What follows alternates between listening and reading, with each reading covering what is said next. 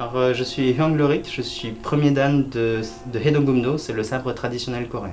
Donc c'est un art martial qui a été développé à l'origine sur les champs de bataille par la Corée.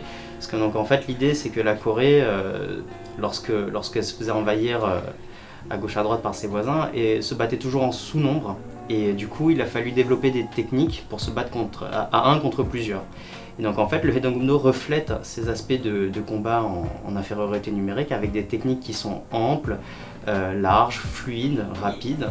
Ça va incorporer des chutes, des sauts, des coups de pied, un petit peu tout ce qu'il faut, tout ce qu'il fallait à l'époque pour survivre sur le champ de bataille lorsqu'on était à un contre plusieurs.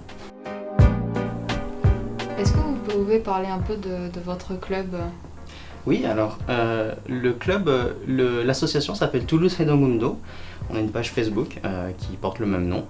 Et donc ça fait 2 ans qu'on essaie de monter cette association sur Toulouse, donc ça commence à prendre forme.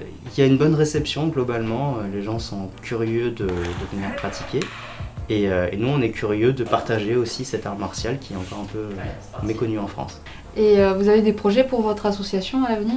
Et donc oui, tout simplement partager cet art martial à travers des salons, à travers des démonstrations, tout ça. Donc en espérant que la vie puisse reprendre correctement l'année prochaine. On espérerait en effet participer à des salons, participer à des démonstrations, à des événements culturels comme ça. Ou tout simplement juste se montrer un petit peu, montrer ce qu'on sait faire. En fait, dans le milieu des arts martiaux, c'est un art martial qui commence à avoir de la visibilité. Enfin, je dis qu'il commence, mais mon maître il va me taper, il va me dire non, on est quand même bien installé. C'est un art martial qui est connu dans le monde des arts martiaux français, en tout cas sur la scène des arts martiaux français, puisque quasiment tous les ans, on participe au Festival des Arts Martiaux de Paris-Bercy, qui est le plus grand festival d'arts martiaux d'Europe.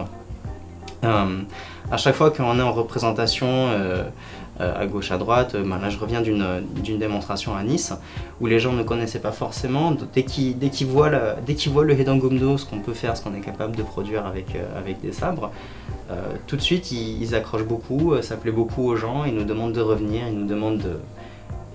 ils nous en demandent d'expliquer un petit peu plus d'où ça sort, d'où ça vient, où est-ce qu'on peut pratiquer, etc. Donc il y a clairement une bonne réception, une réception positive au niveau du public français.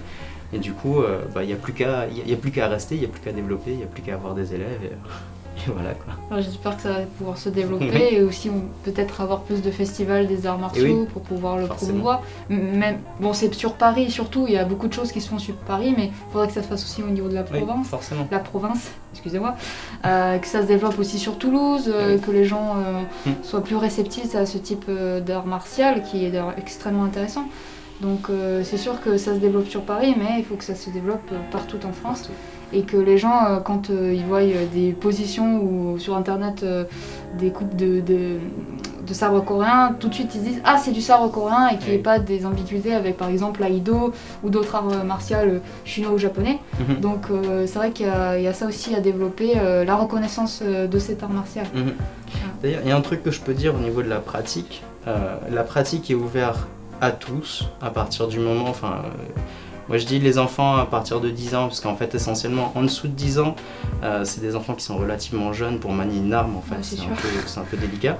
Mais ça peut se faire avec la supervision des parents à côté, tout ça, ça pourrait se faire, Ils sont à partir de 10 ans.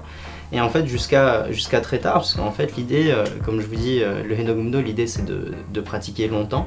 Et c'est aussi longtemps dans la durée, donc quand j'ai commencé à Paris, il y avait un senior de 70 ans qui pratiquait avec nous. Il faisait ce qu'il pouvait, mais il prenait toujours autant de plaisir à pratiquer. Et dans la pratique, en fait, ça se reflète par... il y aura donc des exercices de combat, il y aura des exercices de respiration, méditation, un travail sur les coupes, un travail sur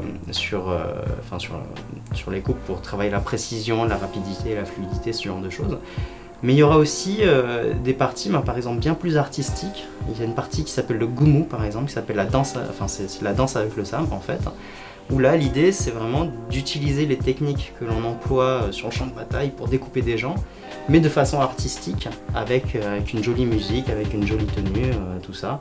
C'est assez magnifique, c'est assez intéressant et on sent que en fait, les gens qui maîtrisent le Gumu maîtrisent au-delà de ça le Hedongumdo en lui-même, puisqu'en effet il faut une bonne maîtrise du sabre pour pouvoir faire une chorégraphie qui soit visuelle et propre.